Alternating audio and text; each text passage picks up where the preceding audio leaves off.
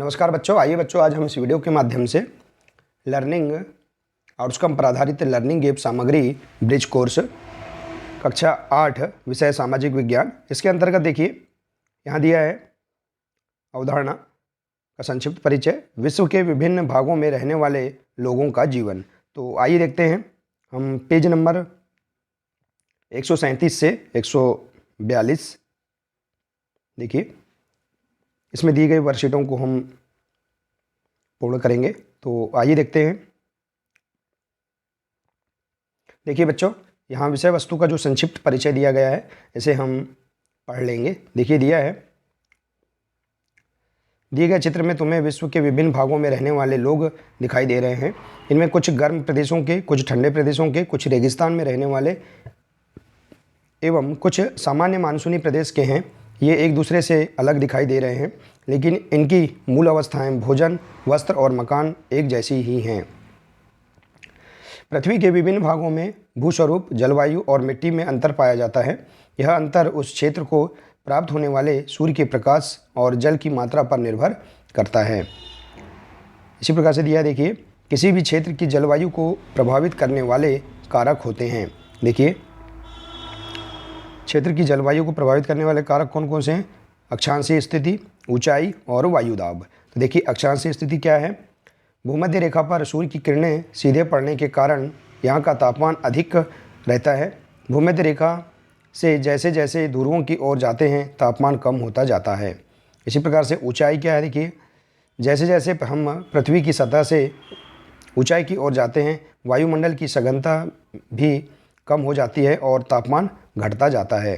और इसी प्रकार से देखिए वायुदाब, किसी भी क्षेत्र का वायुदाब एवं पवन तंत्र उस स्थान के अक्षांश और ऊंचाई पर निर्भर करता है। यह तापमान और वर्षा के वितरण को प्रभावित करता है। तो देखिए इस प्रकार से आप यहाँ पर किसी भी क्षेत्र की जलवायु को प्रभावित करने वाले कारक के बारे में आप इस प्रकार से जान सकते हैं। इसी प्रकार से दिया है, देखिए समुद्र से दूरी। देखिए समुद्र का प्रभाव भी जलवायु पर पड़ता है।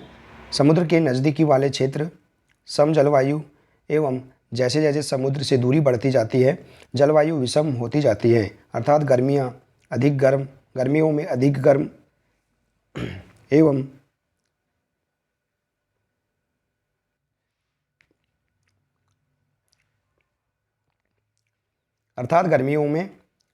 एवं सर्दियों में अधिक ठंडी। इसी प्रकार से दिया है महासागरीय धाराएं, जिन समुद्र तटीय क्षेत्र की और ठंडी या गर्म धाराएं बहती हैं तो समुद्र से तट की ओर चलने वाली हवाओं के कारण ठंडी जलधाराएं समुद्र तट को ठंडा और गर्म जलधाराएं समुद्र तट को गर्म करती हैं। इसी प्रकार से देखिए उच्च व वच्च, देखिए किसी भी स्थान की जलवायु को निर्धारित करने में महत्वपूर्ण भूमिका होती है। ऊंचे पर्वत ठंडी हवाओं को रोककर वर्षा करने में सहायक होते हैं, जबकि इसके विपरीत पर्वतों के पवन विमुख ढाल अपेक्षाकृत सूखे रहते हैं। तो देखिए इस प्रकार से आप यहाँ पर किसी भी क्षेत्र को की जलवायु को प्रभावित करने वाले कारक अक्षांश स्थिति, ऊंचाई, वायुदाब, समुद्र से दूरी, महासागरीय धाराएं, उच्च व वच्च, इनके बारे में आप जान सकते हैं। ठीक है बच्चों, देखिए इसी प्रकार से दिया है धरातलीय स्वरूप, जलवायु एवं मिट्टी में होने वाले परिवर्तन का प्रभाव वहाँ की वनस्पति, जीव जंतु एवं मानव जीवन पर पड़ता है। विश्व को अनेक जलवायु प्रदेशों में बांटा गया है, जिन्हें विश्व के मानचित्र में प्रदर्शित किया गया है। देखिए यहाँ विश्व का मानचित्र दिया गया है जिसमें से अनेक जलवायु प्रदेशों में बांटा गया है। तो देखिए इसे आप देख सकते हैं। आइए इसमें देखते हैं। विशिष्ट जलवायु प्रदेशों में विकास के कई कारण हैं, जिनमें जलवायु महत्वपूर्ण कारक है।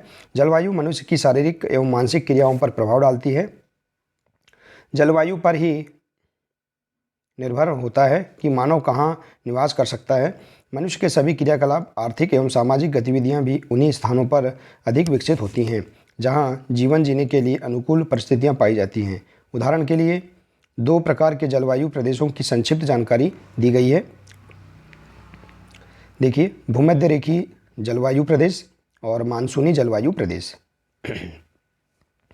तो देखिए बच्चों, भूमध्य रेखीय जलवायु प्रदेश के बारे में इसकी स्थिति एवं विस्तार। यह भूमध्य रेखीय रेखा से 10 डिग्री उत्तरी अक्षांश व 10 डिग्री दक्षिणी अक्षांश के मध्य स्थित है। मलेशिया, इंडोनेशिया, अमेजन बेसिन, गिनी और कांगो बेसिन। इसी प्रकार से मानसूनी जलवायु प्रदेश की स्थिति और विस्तार दिया है। मानसूनी जलवायु प्रदेश भूमध्य रेखा से 10 डिग्री उत्तरी अक्षांश से 30 डिग्री उत्तरी अक्षांश व 10 डिग्री दक्षिणी अक्षांश से 30 डिग्री दक्षिणी अक्षांश के बीच पाई जाती है। भारत, फिलीपींस, ऑस्ट्रेलिया, मध्य अमेरिका आदि में इनका विस्तार है। तो देखिए इस प्रकार से आप यहाँ भूमध्य रेखी जलवायु प्रदेश और मानसूनी जलवायु प्रदेश के बारे में यहाँ पर विस्तृत जानकारी जान सकते हैं। जैसे विस्तार एवं स्थिति, जलवायु क्या है, देखिए यहाँ की गर्म और नम जलवायु, गर्म आर्द्र मौसम। इसी प्रकार से देखिए इसमें भी दिया है। इसी प्रकार से तापमान क्या है, इसकी यहाँ वर्षा क्या है, प्राकृतिक वनस्पति क्या हैं, देखिए वन्य प्राणी क्या हैं और मानव जीवन में क्या प्रभाव है। तो इस प्रकार से आप यहाँ पर इनके बारे में यहाँ इस सारणी में जान सकते हैं। ठीक है, आइए इसी प्रकार से देखते हैं हम आगे की ओर। देखिए इसी के अंतर्गत दिया है अभ्यास हेतु वर्कशीट। तो आइए बच्चों देखते हैं। देखिए बच्चों, यदि आपने अभी तक इस चैनल को सब्सक्राइब नहीं किया है तो सब्सक्राइब कर लें, बेल आइकन को प्रेस कर लें ताकि इसी प्रकार के आगे के सभी वीडियो आप तक पहुँचते रहेंगे। तो आइए देखते हैं प्रश्न। भूमध्य रेखी जलवायु किन अक्षांशों के बीच पाई जाती है। तो देखिए भूमध्य रेखा से 10 डिग्री उत्तरी, 10 डिग्री दक्षिणी अक्षांश के मध्य है। इसी प्रकार से अगला प्रश्न है, मानसूनी जलवायु प्रदेशों की 3 विशेषता लिखिए। तो देखिए इस प्रकार से आप विशेषता बता सकते हैं। यहाँ की भूमि कृषि योग्य होती है। यहाँ मुख्य रूप से सागौन, शीशम, पीपल के पेड़ पाए जाते हैं और यहाँ का वातावरण मानव के लिए अनुकूल है। इसी प्रकार से अगला प्रश्न है, नीचे दिए गए वाक्यों को ध्यान से पढ़ें। जिन वाक्यों से आप सहमत हैं उनके आगे सहमत एवं जिन वाक्यों से आप असहमत हैं उन्हें सही कर लिखें। देखिए यहाँ पर दिए गए वाक्य, बाघ, सिंह, तेंदुआ, हाथी व पालतू पशु गाय, भैंस, बकरी भूमध्य रेखी जलवायु प्रदेशों में पाए जाते हैं। तो देखिए असहमत। इसी प्रकार से अत्यधिक वर्षा के कारण सघन सदाबहार वन भूमध्य रेखी जलवायु प्रदेशों में पाए जाते हैं जिनके मुख्य वृक्ष रोजवुड, महोगनी है। सहमत। इसी प्रकार से देखिए ग्रीष्मकाल गर्म, शीतकाल ठंडा मानसूनी जलवायु की विशेषता है। सहमत। वृक्षों पर रहने वाले गोरिल्ला, बंदर, सांप, अजगर, एनकोंडा मानसूनी जलवायु प्रदेशों में पाए जाते हैं। असहमत। अक्षांश जितना उच्च होगा तापमान उतना कम होगा। सही है। सहमत। और ठंडी जलधाराएं समुद्र तटीय क्षेत्रों के तापमान को कम कर देती हैं। सही है। तो इसमें हम सहमत हैं। ठीक है, तो इस प्रकार से आप यहाँ पर सही जानकारी के सामने सहमत और गलत जानकारी के सामने असहमत आप यहाँ लिख सकते हैं। ठीक है बच्चों, आइए इसी प्रकार से देखते हैं अगला प्रश्न। अगला प्रश्न दिया है, भूमध्य रेखा से 10 डिग्री उत्तरी अक्षांश व 10 डिग्री दक्षिणी अक्षांश के मध्य स्थित जलवायु प्रदेश का नाम लिखिए। तो देखिए भूमध्य रेखी जलवायु प्रदेश का नाम है भूमध्य रेखी जलवायु प्रदेश। ठीक है, इसी प्रकार से देखिए भूमध्य रेखी जलवायु एवं मानसूनी जलवायु में के कोई 3 अंतर लिखिए। तो देखिए आप इस प्रकार से अंतर लिख सकते हैं भूमध्य रेखी जलवायु और मानसूनी जलवायु में। यहाँ वर्षा वर्ष भर होती है, यहाँ वर्ष भर वर्षा होती है, यहाँ मौसम परिवर्तन पाया जाता है, यहाँ मुख्य व्यवसाय शिकार करना है और यहाँ मुख्य व्यवसाय उद्योग धंधा कृषि है और यातायात के साधनों का कम विकास है और यहाँ अधिक विकास है। तो देखिए इस प्रकार से आप यहाँ पर भूमध्य रेखी जलवायु और मानसूनी जलवायु में जो अंतर है आप यहाँ से लिख सकते हैं। देखिए बच्चों, भूमध्य रेखी जलवायु प्रदेश और मानसूनी जलवायु प्रदेश, इनसे आप छाँटकर 3 अंतर लिख सकते हैं। ठीक है बच्चों, आप अलग अलग अंतर भी लिख सकते हैं। ठीक है, इसी प्रकार से अगला प्रश्न दिया है। देखिए बच्चों, किसी क्षेत्र में यदि हर दिन वर्षा होती है तो वहाँ किस प्रकार की वनस्पति पाई जाएगी। तो देखिए वहाँ पर सघन एवं सदाबहार वन पाए जाते हैं। ठीक है, इसी प्रकार से अगला प्रश्न है, किस जलवायु प्रदेश में दक्षिणी पश्चिमी मानसूनी हवाओं से वर्षा होती है। लिखिए, तो मानसून जलवायु प्रदेश से। अगला प्रश्न है, किसी स्थान की जलवायु को प्रभावित करने वाले 2 कारण लिखिए। तो देखिए किसी स्थान की जलवायु को प्रभावित करने वाले 2 कारण ऊंचाई और वायुदाब। इसी प्रकार से देखिए अगला आगे दिया है प्रोजेक्ट कार्य।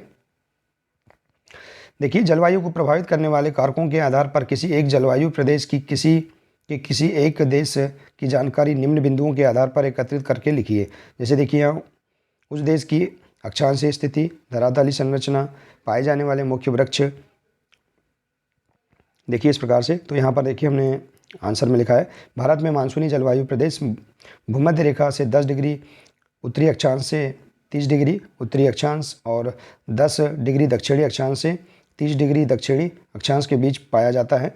यह मुख्य रूप से गाय, भैंस, बकरी, पालतू जानवर और सागौन, शीशम, नीम वृक्ष के रूप में भी यहाँ पर मुख्य रूप से पाए जाते हैं। और इसी प्रकार से देखिए यहाँ का भोजन और वेशभूषा क्या है। भोजन दाल, चावल, रोटी है। और यहाँ यातायात के साधन है रेल, हवाई जहाज, बस आदि। तो इस प्रकार से आप यहाँ पर इसका वर्णन कर सकते हैं। ठीक है बच्चों, आइए बच्चों इसी प्रकार से देखते हैं। यहाँ अगला दिया है स्व आकलन हेतु वर्कशीट। यदि आप किसी पहाड़ी पर चढ़ाई कर रहे हैं तो आपको गर्म कपड़ों की आवश्यकता कहाँ पड़ेगी, पहाड़ी के प्रारंभ में अथवा पहाड़ी की ऊंचाई पर, और क्यों? तो देखिए पहाड़ी की ऊंचाई पर हमें गर्म कपड़ों की आवश्यकता पड़ेगी क्योंकि वहाँ पर तापमान कम हो जाता है। जैसे जैसे हम ऊंचाई पर जाते हैं तो तापमान में कमी आती है।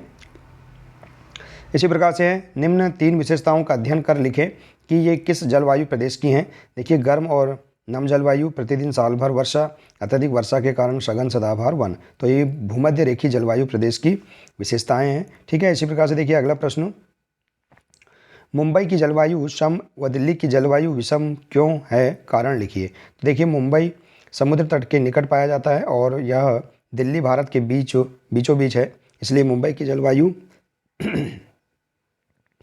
सम और दिल्ली की जलवायु विषम है। ठीक है बच्चों, इसी प्रकार से देखिए अगला, भारत की जलवायु कैसी है। तो देखिए भारत की जलवायु मानसूनी जलवायु है। तो देखिए बच्चों इस प्रकार से आप यहाँ पर दी गई वर्कशीटों एवं स्वमूल्यांकन वर्कशीटों को आप आसानी से पूर्ण कर सकते हैं। देखिए बच्चों आप यहाँ पर दिए गए अवधारणा के संक्षिप्त परिचय को अच्छे से इसका अध्ययन कर लेंगे और हम वर्कशीटों के जो प्रश्न हैं उनके आंसर हम आसानी से दे सकते हैं। ठीक है बच्चों, तो बच्चों आज के लिए सिर्फ इतना ही है। मिलते हैं नेक्स्ट वीडियो में। नमस्कार।